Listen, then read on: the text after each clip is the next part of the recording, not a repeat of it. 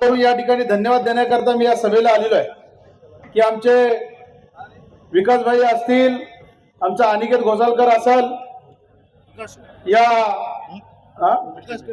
विकास टेंबे असतील, प्रकाश टेंबे असतील, या लोकांना की त्यांनी शिवसेना पक्षाचा आदेश आणि भरतशेठ गोगावले यांचा आदेश मानून जे पक्षाला या ठिकाणी योगदान देण्याचं काम केलं आणि स्वतःची उमेदवारी या ठिकाणी पक्षासाठी या ठिकाणी समर्पित केली, त्याबद्दल मी तिघांचं मनापासून शिवसेने संघटनेच्या वतीने, आमदार भरतशेठ गोगावले यांच्या वतीने त्यांचा आभार आणि अभिनंदन व्यक्त करतो.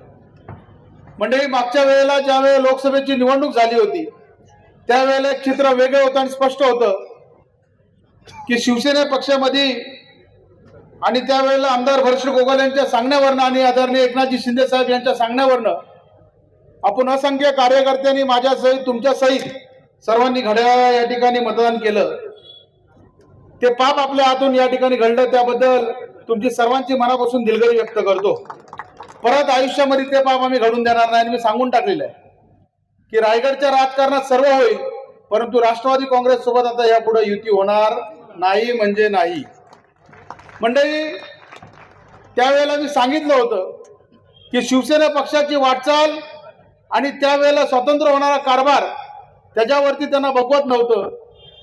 आता भारतीय जनता पार्टीची बारी आलेली आहे. शेतकरी कामगार पक्ष संपला, शिवसेनेला संपवायचं काम केलं, परंतु ते यशस्वी झालं नाही. आता रायगड जिल्ह्यातनं भारतीय कामगार पक्षाला संपवायचा विडा राष्ट्रवादी काँग्रेस पक्षाने उचललेला आहे. मंडळी, माझी तुम्हाला सर्वांना विनंती आहे की आमदार भरतशेठ गोगावले साहेबांच्या नेतृत्वाखाली आम्ही सर्वजण या ठिकाणी काम करतोय.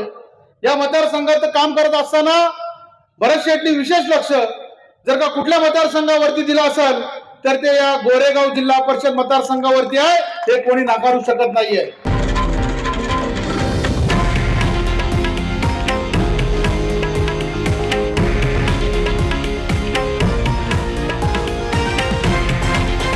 हे आहे देशातील नंबर 1 न्यूज नेटवर्क आणि आपण पाहत आहात TV9 मराठी, एकमेव.